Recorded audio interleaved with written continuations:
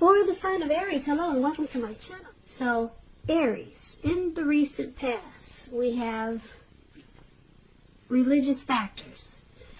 And this card says your love life is influenced by your religious upbringing and spiritual path. And religious factors is paired with valor. And on the flip side, it says be courageous.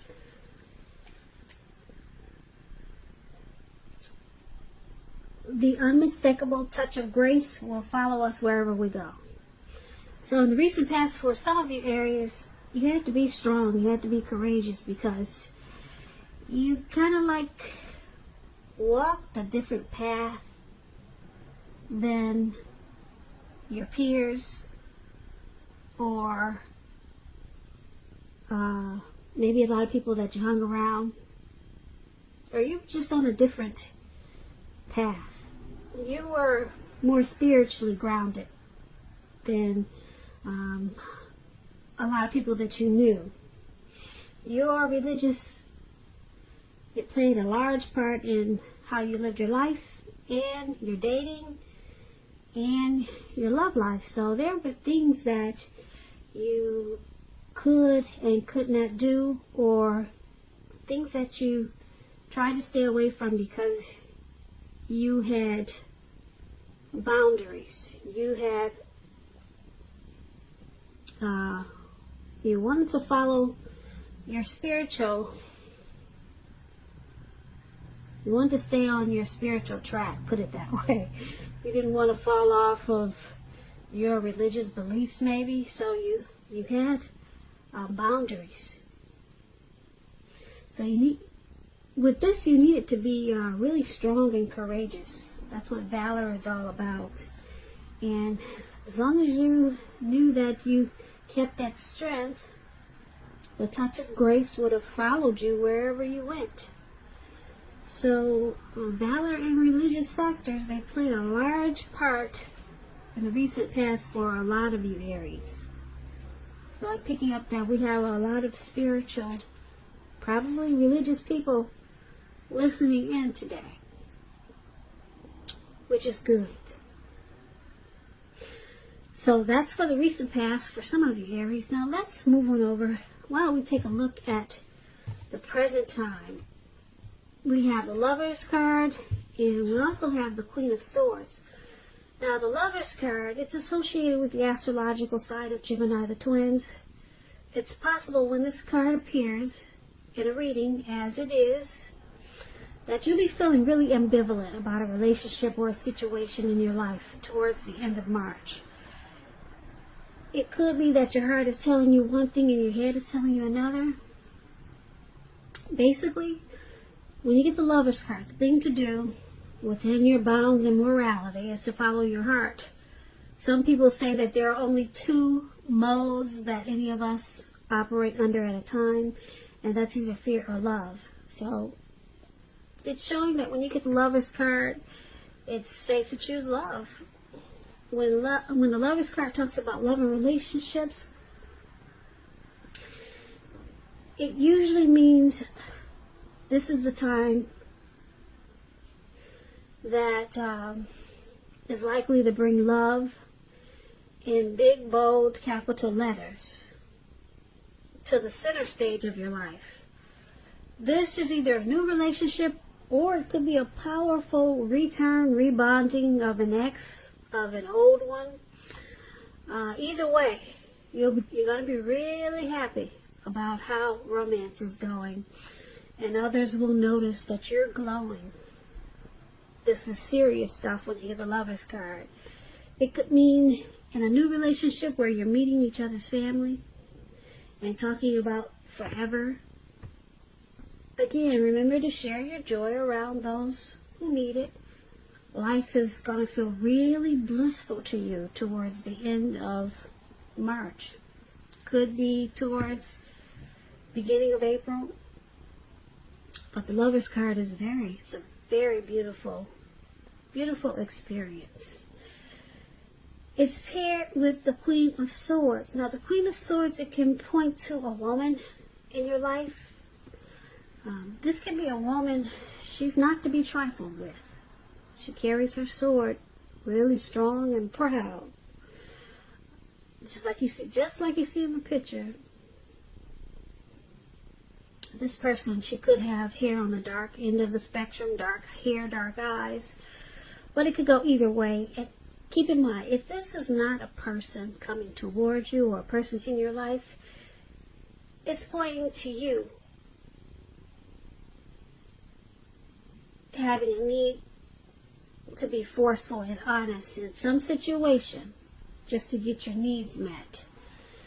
You probably will be feeling like you need to put your foot down. The Queen of Swords, it indicates that your instincts are going to be serving you really well, really well. You already know what it is that you already know what it is that you need. So you're just going to have to go after it.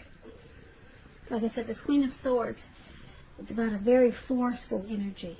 And a lot of people will find you abrasive if this is you. Now, when the Queen of Swords talks about love and relationships, when it comes to love, the only caution is to beware of the impulse to be too forceful. You probably heard the saying that you get more bees with honey than you will with vinegar. Well, there is some truth to this.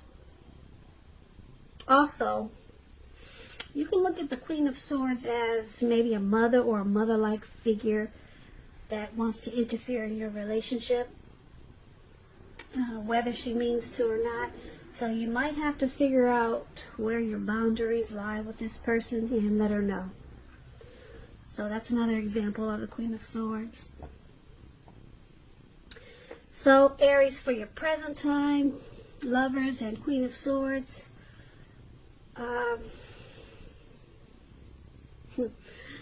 you got a great love that's coming up, or you're in a relationship and it's just going to start to feel really wonderful. If you're already in one, it's going to feel like a coming together, a union, a partnership, a deep love, the strength of two, or you're going to start to fall in love. Or if you know this love thing never happens for you, you're going to find that you're going to have some type of good opportunity coming toward you by the end of the month in April. The Lovers card is really big, really big. But you're going to have someone that's trying to stop this. Somebody just don't want to see it happen for you. This good opportunity or this falling in love situation. Somebody is going to try to interfere. Somebody doesn't want to see you happy. So you got to look out for that and be careful about who you let into your world. Don't tell people everything, because everyone may not be as happy for you as you are. So just take that as a warning, this Queen of Swords. So that's for your present time. Now let's take a look at the person you're dealing with, how they see you. They see you as a Seven of Swords, and they also see you as a Four of Swords. Seven of Swords. You all probably know about this card. A lot of people call it the Stalker's card. It can point to someone who's behaving with less than ethical intentions. It can mean prying into someone's life where you don't belong. If you sense that someone is spying on you, Aries, you're probably right. And if you're tempted to dig through someone else's life, unless it's that of your minor child who is giving you cause for concern, you might want to resist the impulse. Because we all know that everyone deserves privacy. When the Seven of Swords talks about love and relationships, if you're committed, it's a clear message that trust is crucial. And if you're feeling suspicious for some reason about your partner, you're going to have to make a point to talk. Talk about it even if it's difficult. Because if you think being passive-aggressive if you think passive-aggressive works, just know it doesn't. It's only going to make things worse. And if there's some single Aries out there listening, and you get the Seven of Swords, and you're looking for love or a relationship, you could meet someone towards the end of this month. And this person will be very interesting. Very interesting. But you need to try to avoid appearing as though you're not interested in a relationship, because prospective suitors, they will move on to someone who's more engaging. So strive for balance. So this is how your person is seeing you, like the Seven of Swords. They see you as possibly using some type of strategy in this connection, being manipulative, maybe playing some type of game, playing games in this connection, possibly spying or stalking them. You wait until they go to bed at night and check their phones. Maybe they know you're doing this. Aries, is that you? Something sneaky, okay? That's how they see you. And they also see you as this Four of Swords. Now, the Four of Swords, when it comes to love and relationships, you're probably feeling disconnected. So just know that if you do start to feel this way, it's important to let your partner know what's going on inside. Just remember that your feelings, they're your own. So it's not necessarily their job to try to make you feel fabulous and great all the time. It may be that you simply need some time apart. So don't hesitate to take it. And if you're looking for love, now is probably not the time to push. You'd probably be better off getting very, very specific about exactly what you're looking for in a relationship. Because there will come a time when you will meet someone, and that time is probably not now. Not now with this Four of Swords. But there will come a day. So this is also how your person is seeing you, like this Four of Swords. They see that you need probably some type of rest and renewal after some type of struggle. Maybe you two had a fight, and now you feel like you want to withdraw. So maybe they found out you were using some type of manipulation, or they feel like there were too many games in this connection. They found out about it, or you found out about it, and someone needs some type of, someone wants to withdraw. It feels like they just need some type of break. But just remember, if they do withdraw or decide to, it's not permanent. Not with the Four of Swords, they're coming back. It's just like a retreat, just for renewal. And this is how they see you needing some type of rest after maybe a fight in this connection. And like I said, they do see you as possibly using some tactics. So there's some trust issues there. With the Seven of Swords brings trust issues. Now you need to, you need a break. They see you needing a break. Because something about you're not really trusting this connection. So you've been using some type of game or strategy. So they see you, like I said, needing a break, wanting to withdraw. But it's not permanent. Not when you get the Four of Swords. So, once again, that's how they see you. Now let's take a look at how you see them. You see them as the Eight of Wands and the Hangman. Now the Eight of Wands, a lot of things could be up in the air. Could be up in the air, okay? And you're going to probably feel frustrated, tired of waiting. But when you get the Eight of Wands, it's an indicator that you're going to have to be patient for a while longer. You may already have done all that you can do. Decisions now must be made by other people. When you get this card in the reading, nothing seems to be moving ahead. So don't try to force things. Don't try to force anything. It's likely to backfire on you if you try to force. So just know that sometimes our actions, they're all in the wrist. And all you could do is put your best out there and see where it lands. You put your best out there, now you just have to wait. Okay, so when the Eight of Wands talks about love and relationships, you're probably feeling ready for a commitment that doesn't seem to be coming in. Again, you cannot push someone before they're ready. You cannot get your needs met by force. So try to distract yourself if necessary, and your person, your lover, they may be back to you before you know it, offering you the love you've been hoping for on a silver platter. So this is how you see your person.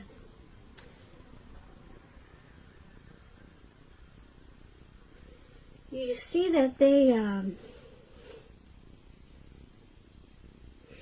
may have something that they want to say or do really fast, but it's just not happening yet. You see them wanting to probably communicate, talk to you about something. There's something that they want out of this connection, but it's not happening fast enough. So you see them as just waiting for something to happen, but it's just not coming in as fast as they would like for it to. So you see them as impatiently waiting. That's the word. There, you see them as impatiently waiting for something. I don't know, maybe waiting for you to pop the question, waiting for you to come around to something. Who knows what it is? You would know that. But they're being really impatient, and they're tired of waiting, and that's how you see them. Now, you also see them as a hangman. Now, the hangman is about letting go. For example, letting go of an unattainable lover. It brings about the possibility that someone that you can be with will be there for you. But that's only one example. You may need to let go of a particular kind of relationship as being the only way you can be happy. And if you're in a relationship and you get this hangman, that relationship could be at a crossroads. And if you think the relationship is fabulous, you're going to need to make sure to find out where your partner's head is. Because the crossroads, like I said, the hangman is about being at a crossroads, kind of like with two options, in or out, up or down, yes or no. You could find yourself wanting to do something, but having no idea what it is or how to do it. So you may need to let go of attempts to control life situations, things, people. So this is how you also see your person, at a crossroads, needing to let go maybe of a particular vision that they have stuck in their head of how something should be or how this relationship should be. Let go of something. Maybe they need to let that go so that they're not confused. You see them as confused and just waiting on something to happen, and they're tired of waiting. So they're stuck in their head and they're frustrated of waiting. So this confusion is causing them to feel like they need to let something go, or keep it, or go in or out, up or down, yes or no. They're confused. You see them as confused. and they're just tired of waiting on something dealing with this connection. Once again, that's how you see them, this Eight of Wands and the Hangman. And let's talk about why it's happening. It's happening due to the Four of Cups and King of Swords. Now, the Four of Cups is about wishful thinking. It warns us to remember to pay attention to what is now, count your blessings we each currently experience, and not to worry too much about what could be. Because it's really easy to overlook what we already have in pursuit of what we don't have. So make sure that you remember, Aries, to count your blessings. Don't spend too much time in self-pity or wishing your life away, because a lot of life has to do with where we put our focus. So put your focus on things and people in your life that you have to be thankful for. When this Four of Cups talks about love and relationships, you just basically need to look really hard at yourself as to whether you're being realistic when it comes to love. So just ask yourself a lot of questions, basically, with the Four of Cups about the connection. And this is one of the reasons why it's happening. You or your person is doing a lot of wishful thinking. Kind of like forgetting to count your blessings in this connection. Maybe forgetting the good things and just focusing on the bad things that are in this connection. That's what somebody is doing. So that's why we got someone that's stuck in their head down there. They're forgetting about the good things and just, yeah. And it could be that's why they're waiting to get stuck out of their head. But it's not happening fast enough. And they're forgetting to remember the good things that are in this relationship. Yeah, so that's one of the reasons why it's happening. And it's also happening because of this King of Swords. And the King of Swords can mean, it's about a strong, forceful, opinionated man who could be part of this scenario. If this man is your partner, it means that you probably have to accept him as he is, whether he's a male or female. You'll best deal with this type of person by drawing on your feminine aspects of your nature. Pull out your feminine side. But make sure you don't put up with being mistreated. Because when you get the King of Swords, this is a type that can be stereotypically manly and overstepping his bounds. Yeah, the King of Swords, they consider this card the narcissist card. They usually use their head over their heart. They're very forceful type of people. So, this is another reason why it's happening. You got someone in this connection that's not being grateful for maybe the little things that are so sweet in this connection. And then you got someone that's probably a bit arrogant, very forceful. And so therefore you got someone stuck in their head with this hangman, and they're confused. And they're probably waiting for things to change, but it's just not happening fast enough. That's why you have the Eight of Wands in the air. And then they see you, Aries, as using some strategy, manipulation, maybe spying. And so that's causing this Four of Swords with the anxiety down there. Some anxiety. Or needing some rest after some type of struggle. So there's a lot of mixed feelings in this reading on both sides. Somebody's turned upside down, somebody's stalking, and somebody can't wait for things to change.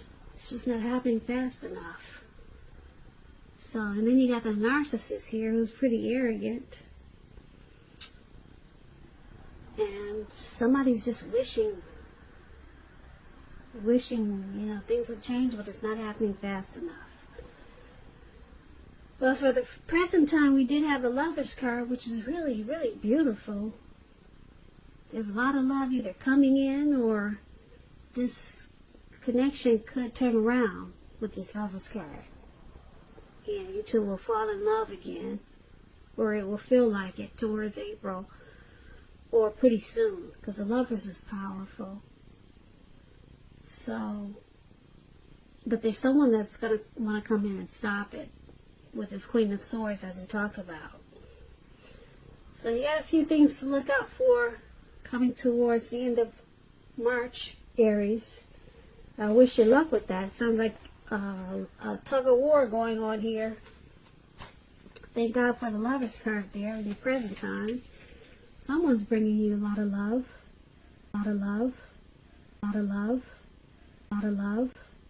A lot of love. A lot of love.